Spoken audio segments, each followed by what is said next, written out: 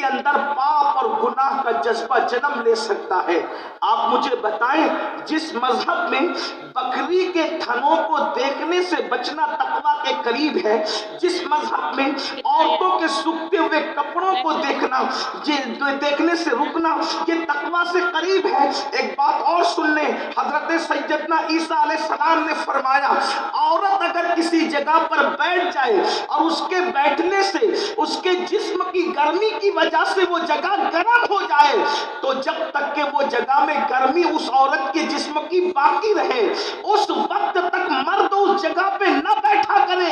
یہ تقوی سے قریب ہے، اس لیے کہ اس کی گرم جگہ پر بیٹھنے سے بھی دل کے اندر زنا اور گناہ کا جذبہ پیدا ہو سکتا ہے۔ آپ مجھے بتائیں جو مذہب تقوی کی بنیاد پر بکری کے تھنوں سے احتیاط کا حکم دے، جو مذہب تقوی کی بنیاد پر عورتوں کے سوکھتے ہوئے کپڑوں کو دیکھنے سے پرہیز کا حکم دے، جو مذہب عورتوں کی بیٹھی ہوئی جگہ جب اس کے بیٹھنے سے گرم ہو جائے اس کو اس جگہ پر بیٹھنے سے پرہیز کا حکم دے، اگر آج اس قوم کے جوان زنا کی فلمیں رات کے 3 بجے تک دیکھیں تو پھر اس قوم کا کیا ہوگا؟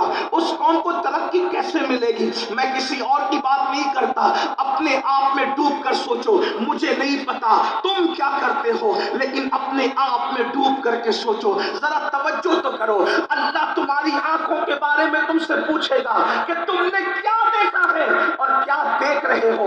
یاد رکھنا مولوی صاحب کو دھوکہ دینا آسان ہے مگر مولا کو دھوکہ نہیں دے سکتے، اس لیے نگاہوں کی حفاظت کرو۔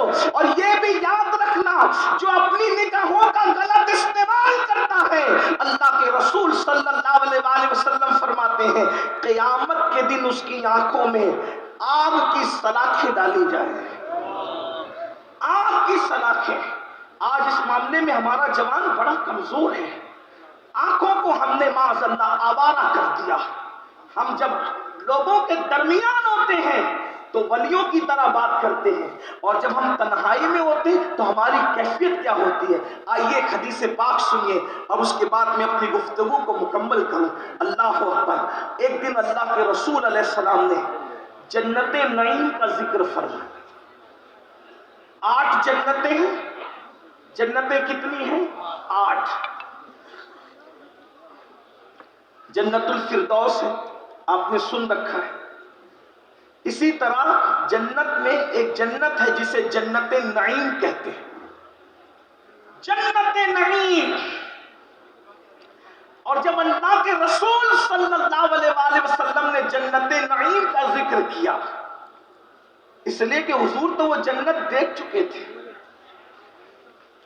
جب بن دیکھے مولوی صاحب جنت نعیم کا ذکر کریں تو انسان کا دل چاہے کہ مجھے یہ جنت ابھی مل جائے۔ جب مولا مصطفیٰ جان رحمت نے جنت کو دیکھ کر جنت کا ذکر کیا اور پھر حضور کی گفتگو کی بات کیا ہے، اللہ کے رسول علیہ السلام کی گفتگو کا انداز کیا ہے؟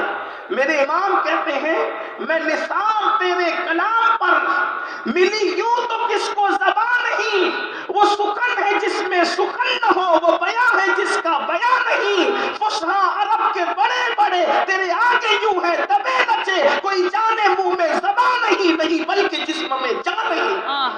اللہ کے رسول علیہ السلام کی گفتگو بے مثال گفتگو۔